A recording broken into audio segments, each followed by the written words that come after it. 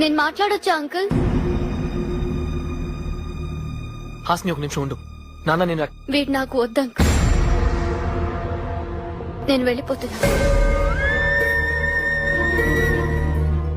నాకు మాట్లాడడం రాదు అంకుల్. ఇప్పుడు కూడా మీరు మాట్లాడుతుంటే మధ్యలో వచ్చి డిస్టర్బ్ చేశాను. ఇది కరెక్టో కాదో కూడా నాకు తెలియదు. కానీ సిద్ధుకి మాత్రం నేను కరెక్ట్ కాదని అనిపిస్తుంది.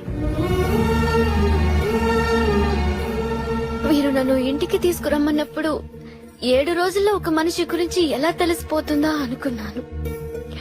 కానీ తెలుసుకోవచ్చని ఇక్కడికి వచ్చిన తర్వాత అర్థమైంది. మీరు నా గురించి ఏం తెలుసుకున్నారో నాకు తెలియదు అంకుల్. కానీ సిద్ధు గురించి నేను చాలా తెలుసుకున్నాను. ఒకప్పుడు వీలైతే 4 మాటలన్నాడు. ఇప్పుడు అస్సలు మాట్లాడొద్దంటున్నాడు. ఒకప్పుడు సరదాగా మాట్లాడడానికి ఫోన్ చేసేవాడు. ఇప్పుడు తిట్టడానికి ఫోన్ చేస్తున్నాడు. ఒకప్పుడు నాలో ఏం నచ్చిందన్నాడో ఇప్పుడు అదే నచ్చట్లేదంటున్నాడు. అయినా సిద్ధు నన్ను తిట్టాడని వెళ్ళట్లేదు అంకుల్.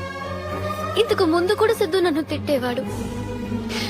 అందులో ప్రేమ కనిపించేది. ఇప్పుడు అది లేదు.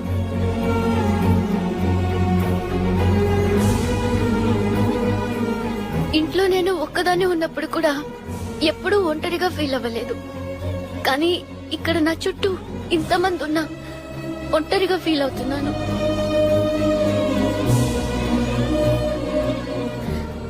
నాకు ఇంట్లో ఒకలాగా బయట ఒకలాగా నటించడం రాదు అంకుల్. ఇక్కడుంటే లైఫ్ లాంగ్ నటించాల్సి వస్తుందేమోనని భయంతో వెళ్లిపోతున్నాను. గెస్ట్ లాగా వచ్చాను, గెస్ట్ లాగే వెళ్లిపోతున్నాను. మీలో ఎవరినైనా హర్ట్ చేసి ఉంటే క్షమించండి.